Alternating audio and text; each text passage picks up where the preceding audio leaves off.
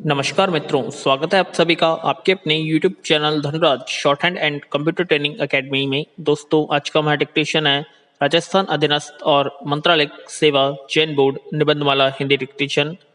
शिक्षा का अधिकार अधिनियम RTE, गति 100 शब्द प्रति मिनट। तो आइए स्टार्ट करते हैं डिक्टेशन 5 सेकंड बाद।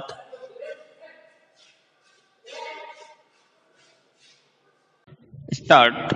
किसी भी देश के विकास में हमेशा शिक्षा का विशेष महत्व रहा है। इसी कारण प्रत्येक राष्ट्र द्वारा शिक्षा व्यवस्था में निरंतर सुधार लाने की कोशिश अत्यंत स्वाभाविक है। स्टॉप। अतीत में संसार को प्रेम शांति का संदेश देने और ज्ञान विज्ञान का पाठ पढ़ाने वाला विश्व गुरु के नाम से विख्यात हमारा देश भारत आज भी शिक्षा के महत्व से भली भांति परिचित है। और यही कारण है कि आज हमारा देश साहित्य, संगीत, कला, विज्ञान, आध्यात्म इत्यादि सभी क्षेत्रों में अपने जैसे विकासशील देशों को ही नहीं बल्कि दुनिया के सभी विकसित देशों को भी चुनौती दे रहा है। स्टॉप। पैरा। आज विश्व के सभी राष्ट्रों द्वारा भारतीय युवाओं की प्रतिभा का मुक्त कंठ से गुणगान किया जाना इसका प्रमाण है। बावजूद इसके संपूर्ण राष्ट्र की शिक्षा को आधार मानकर विश्लेषण किया जाए तो अभी भी भारत शिक्षा के क्षेत्र में विकसित राष्ट्रों की तुलना में काफी पीछे है। वर्ष 2011 की जनगणना के अनुसार भारत की साक्षरता दर 74.4% है, जो वैश्विक स्तर पर बहुत कम है। इस अनुपात में और वृद्धि करने के लिए बुद्धिजीवियों ने अपने अपने सुझाव दिए। स्टॉप। उन सभी के सुझाव पर विचार करते हुए भारत सरकार ने शिक्षा को अनिवार्य रूप से लागू करने हेतु शिक्षा का अधिकार कानून RTE एक्ट बनाकर पूरे देश में समान रूप से प्रस्तुत कर दिया। स्टॉप। इसमें इसके कई उद्देश्य एवं प्रावधान शामिल हैं। शिक्षा का अधिकार अधिनियम 2009 1 अप्रैल 2010 से संपूर्ण भारत में लागू कर दिया गया।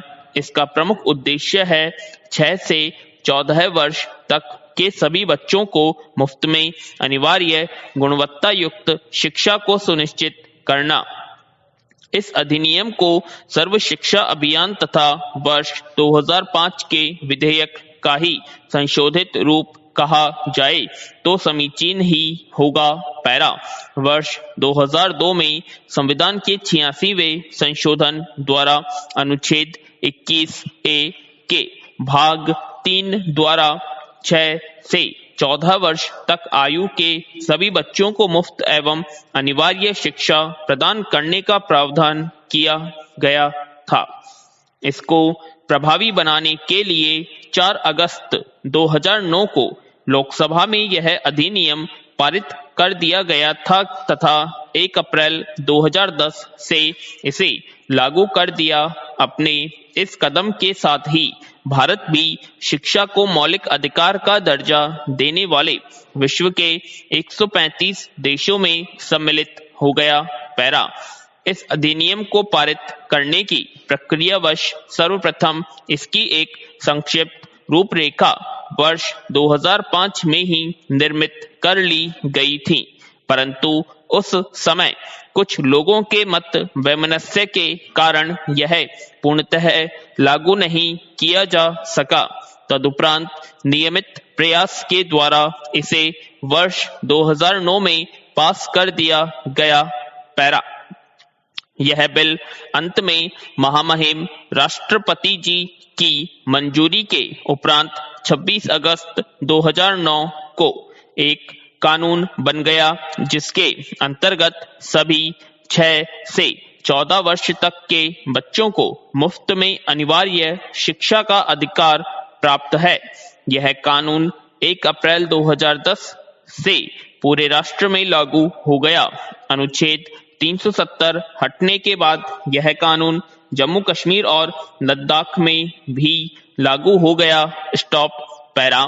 इस एक्ट के पास होने के पश्चात भारतीय इतिहास में पहली बार किसी प्रधानमंत्री ने किसी कानून को अपने संबोधन द्वारा जनता को प्रस्तुत किया। अपने इस संदेश में तत्कालीन प्रधानमंत्री श्री मनमोहन सिंह ने कहा था, भारत नौजवानों का देश है। बच्चों और नौजवानों को उनकी शिक्षा एवं उनके विशिष्ट गुणों का परिमार्जन करके देश को खुशहाल और शक्तिशाली बनाया जाए। Stop para. प्रस्तुत अधिनियम के अंतर्गत जिन प्रावधानों को प्रमुखता दी गई है उनमें विशेष है 6 से 14 वर्ष आयु वर्ग के सभी बच्चों को मुफ्त एवं आधारभूत शिक्षा उपलब्ध कराना। इसके अंतर्गत अनिवार्य शिक्षा से अभिप्राय है कि संबंधित सरकार द्वारा इस आयु वर्ग के बच्चों को आवश्यक रूप से विद्यालय में प्रवेश दिलाना तथा साथ ही उन बच्चों की विद्यालय में नियमित उपस्थिति का प्रबंध करना। स्टॉप। मुफ्त शब्द से अभिप्राय है कि शिक्षणरत बच्चों से किसी भी प्रकार का शुल्क न लेना तथा संपूर्ण शिक्षा निःशुल्क प्रदान करना। Stop para. किसी कारणवश 6 वर्ष से अधिक आयु का बच्चा यदि विद्यालय नहीं जा सका है तो उसकी आयु के अनुरूप उसे उचित कक्षा में प्रवेश दिलाना होगा। यदि नजदीक के क्षेत्र में कोई विद्यालय मौजूद नहीं है तो नए विद्यालय का प्रबंध करना होगा। स्टॉप। क्षेत्रीय सरकारों, अधिकारियों तथा अभिभावकों का यह दायित्व है कि वे बच्चों को मुफ्त एवं अनिवार्य शिक्षा दिलाने का प्रबंध करें। इस कार्य हेतु वित्तीय प्रबंध का पूर्ण दायित्व केंद्र व राज्य सरकार द्वारा मिश्रित रूप से उठाया जाएगा। स्टॉप। कोई भी बच्चा किसी समय विद्यालय में प्रवेश पाने को स्वतंत्र है। आयु प्रमाण पत्र न होने के बावजूद बच्चा विद्यालय में प्रवेश ले सकता है। बच्चों की आवश्यकता का ध्यान रखते हुए पुस्तकालय, खेल के मैदान, स्वच्छ व मजबूत विद्यालय कक्ष, इमारत आदि का प्रबंध राज्य सरकार द्वारा किया जाएगा। पैरा। शिक्षण की गुणवत्ता में सुधार हेतु 35 छात्रों पर एक शिक्षक का प्रावधान किया गया है तथा साथ ही यह सुनिश्चित किया गया है कि ग्रामीण व शहरी किसी भी क्षेत्र में यह अनुपात प्रभावित न हो। इसके साथ ही अध्यापन की गुणवत्ता हेतु केवल प्रशिक्षित अध्यापकों को ही नियुक्ति करने का प्रावधान किया गया है। जो अप्रशिक्षित अध्यापक प्राचीन समय से अध्यापनरत हैं उन्हें सीमित अवधि में अध्यापक प्रशिक्षण द्वारा पूर्ण करने का आदेश पारित किया गया है, अन्यथा उन्हें पद मुक्त किया जा सकता है। पैरा। शिक्षा का मौलिक अधिकार लागू होने से बच्चों के विकास में कुछ तेजी आई है, परंतु मात्र अधिकार बनाने के उपरांत इसके पूर्णतः क्रियान्वयन पर ध्यान न देना भी इसके औचित्य को संदेह के घेरे में लाता है। वर्तमान में अनेक पिछड़े राज्यों में शिक्षक की कमी, प्रशिक्षित शिक्षक का अभाव तथा आधारभूत ढांचे में कमी के कारण अपेक्षा के अनुरूप परिमाण न मिलने तथा संभावित लक्ष्य प्राप्त न होना इसकी उपयोगिता पर प्रश्न चिन्ह भी लगा रहे हैं।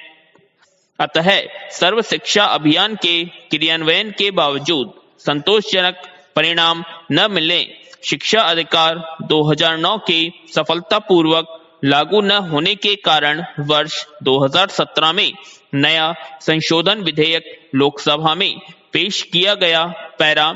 इसमें बच्चों के विकास हेतु यह प्रावधान किया गया है कि 5वीं तथा 8वीं कक्षा के अनुत्तीर्ण बच्चों को परीक्षा उत्तीर्ण होने हेतु दोबारा परीक्षा कराने की व्यवस्था की जाए। स्टॉप। इस प्रकार पिछड़े व कमजोर बच्चों को बड़ी संख्या में शिक्षा के अधिकार के वास्तविक रूप में सफल बनाने की दिशा में प्रयास किया जा रहा है। स्टॉप। अतः इसके लिए स्थानीय स्तर पर जागरूकता तथा सहायक रूप में अन्य अभियानों का सहारा लिया जाना भी आवश्यक है। तभी शिक्षित एवं समर्थ राष्ट्र की संकल्पना साकार हो सकेगी। पैरा। इस प्रकार किसी भी देश का भविष्य शिक्षित नागरिकों पर ही निर्भर होता है। शिक्षा द्वारा ही राष्ट्र की शक्ति व समृद्धि का विकास होता है। स्टॉप। आशा करते हैं आप सभी को डिक्टेशन पसंद आई होगी, तो प्लीज़ कमेंट बॉक्स में कमेंट करें और अब तक आपने हमारे चैनल को सब्सक्राइब नहीं किया सब्सक्राइब करें और वीडियो को ज़्यादा लाइक करें शेयर करें। धन्यवाद।